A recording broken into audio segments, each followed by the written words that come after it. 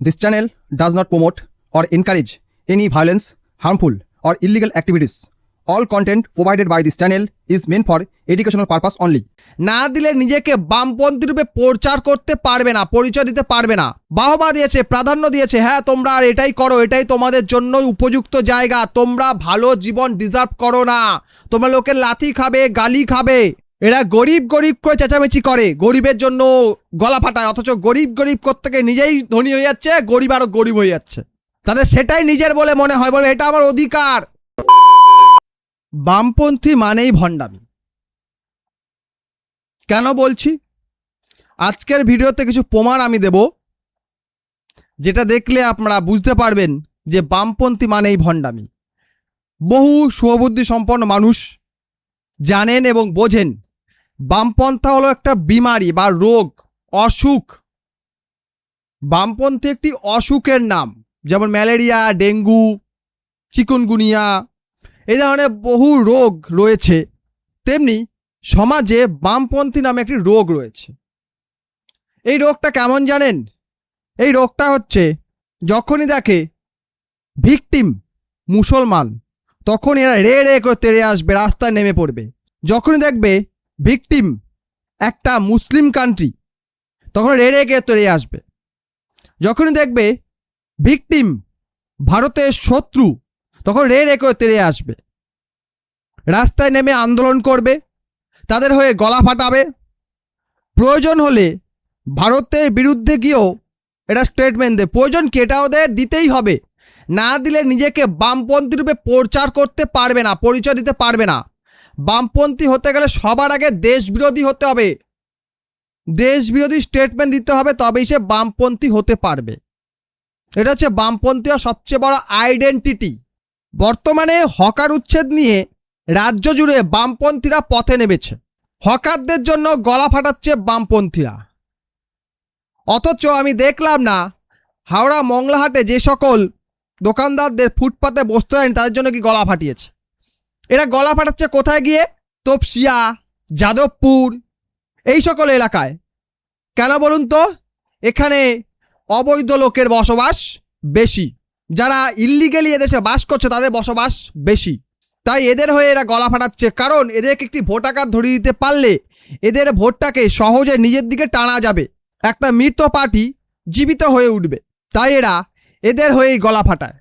অপরদিকে এদের জন্মদাতা, এদের পিতা, এদের প্রভু, এদের গুরু চায়না, যারা 1962 সময় ভারত চায়না যুদ্ধের সময় ভারতের বিরুদ্ধে রাস্তায় নেমেছিল যে চায়নার সঙ্গে তোমরা যুদ্ধ করবে কেন, চায়না আমাদের জমি দখল করতে পারে, কিন্তু যুদ্ধ করতে হবে তাই বলে, এই বলে তারা রাস্তায় নেমেছিল। তখনকার সরকারকে এই বামপন্থাদের জেলে ভরতে হয়েছিল, এদেরকে জেলে ভরতে হয়েছিল, এরই নাম বামপন্থা। এই চায়না কি করেছে জানেন?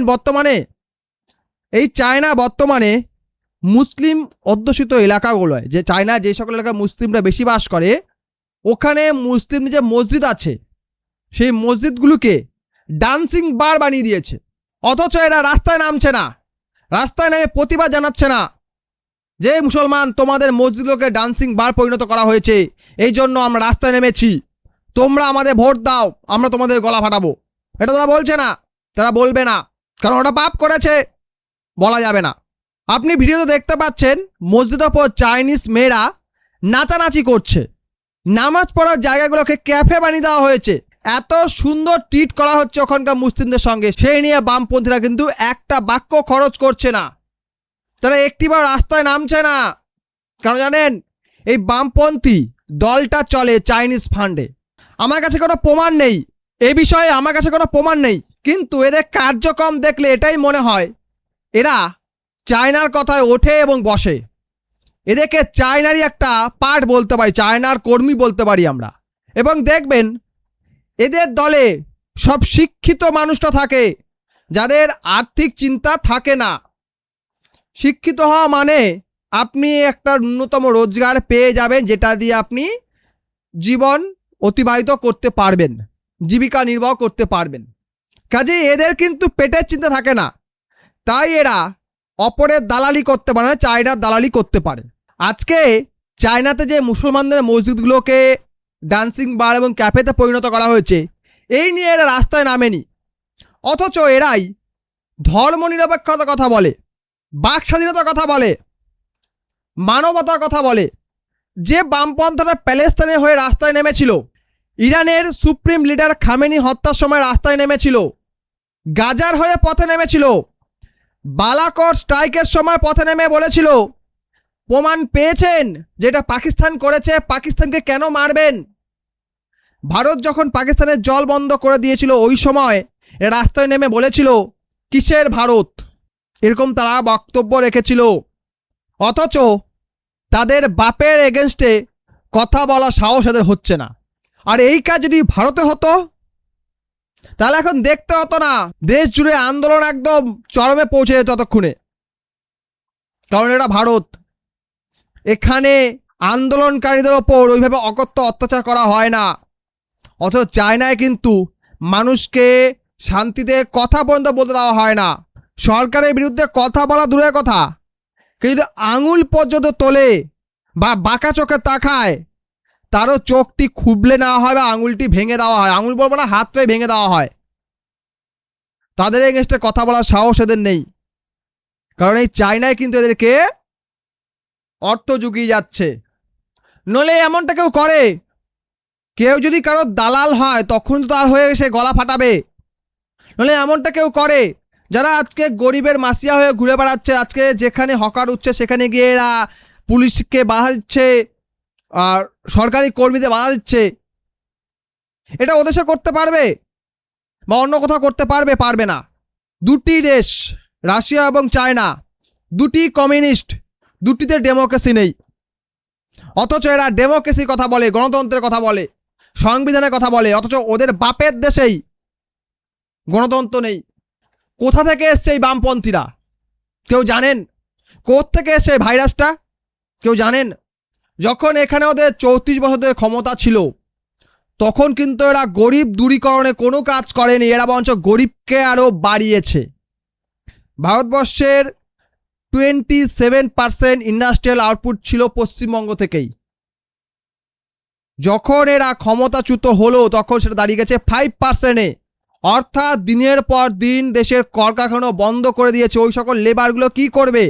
তারা ফুটপাত দখল করে ব্যবসা করেছে এবং এটাকে তারা বাহবা দিয়েছে, প্রাধান্য দিয়েছে। হ্যাঁ, তোমরা আর এটাই করো, এটাই তোমাদের জন্য উপযুক্ত জায়গা, তোমরা ভালো জীবন ডিজার্ভ করো না, তোমরা লোকের লাথি খাবে, গালি খাবে, যখন তখন সরকার ইচ্ছা হবে তুলে দেবে, প্রয়োজন হলে আমরাও তুলব। 1996 সালে অপারেশন সানশাইন চালিয়ে পুরো হকারদের পিছন মেরে দিয়েছিল এই বামপন্থীরা। তখন এদের গরিবদের কথা মনে পড়েনি। আজকে এরা গরিব হয়ে গলা ফাটাচ্ছে। আবার দেখছিলাম ওদের বি টিম অর্থাৎ তৃণমূল, ওরা কি করেছিল? ওরা 2024 সালে হকারদেরকে মেরে তুলে দিয়েছিল। এখন ওদেরকে সেইভাবে অ্যাক্টিভলি দেখা যায় না, কারণ ওরা এখন নিজের ঘর নিয়েই ব্যস্ত। ঘরটাকে বাঁচাবো, পার্টি কীভাবে বাঁচাবো এই নিয়ে ওরা ব্যস্ত হয়ে গেছে। ওদের অস্তিত্ব সংকটে আছে, সেই কারণে ওরা এই নিয়ে কোনো গলা ফাটাচ্ছে না। কিন্তু বামপন্থীরা লাগাতার বাধা দিয়ে যাচ্ছে। যাদবপুর নাকি বামপন্থীদের আতুর ঘর, মানে এই ভাইরাসটা যাদবপুরে বেশি ছিল, কিন্তু যাদবপুরের মানুষ গত নির্বাচনে, মানে সদ্য বিধানসভা নির্বাচনে এই ভাইরাস থেকে মুক্তি লাভ করেছে। এরা বলছে কিভাবে সম্ভব এটা? এতকাল ভাইরাস দিয়ে এখানকার লোক অসুস্থ করে রাখলাম, হঠাৎ করে এরা রোগমুক্ত হয়ে গেল? এটা হতেই পারে না। আমরা 34 বছর ধরে এখানে আমরা ভাইরাসটাকে ঢুকিয়েছি, তারপর টিএমসি এখানে ঢুকিয়ে গেছে ভাইরাসটাকে, একই ভাইরাসকে বুনে গেছে। 50 বছর ধরে ভাইরাসটা ঢুকিয়ে দিয়েছিলাম, হঠাৎ করে এদের শরীর থেকে ভাইরাস বেরিয়ে গেল, এটা কীভাবে সম্ভব? ওখানে গিয়ে নাটক শুরু করে দিয়েছে, কতগুলো মালকে মেরে ফাটিয়ে দিয়েছে, কতগুলো তুলে নিয়ে গেছে, যেটা দেখে আমরা খুব শান্তি পেয়েছি, আমি খুব শান্তি পেয়েছি। এরা গরিব গরিব করে চেঁচামেচি করে, গরিবের জন্য গলা ফাটায়, অথচ গরিব গরিব করতে নিজেই ধনী হয়ে যাচ্ছে, গরিব আরও গরিব হয়ে যাচ্ছে। এই হচ্ছে বামপন্থা।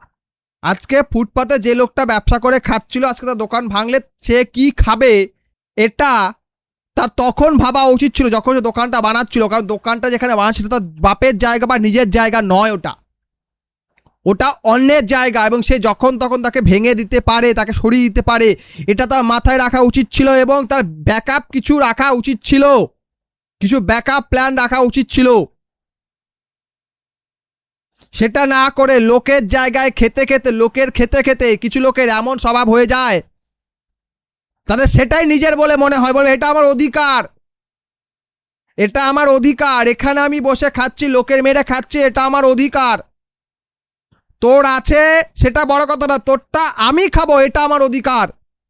যাই হোক, বামপন্থা মানেই একটি রোগ, বামপন্থা মানে একটি অসুখ। এই নিয়ে আপনার মতামত জানতে চাইবো। ভিডিওটি বেশি করে শেয়ার করবেন, ভালো লাইক করবেন, চ্যানেল নতুন সাবস্ক্রাইব অবশ্যই করুন। ভিডিও দেখার জন্য অসংখ্য ধন্যবাদ।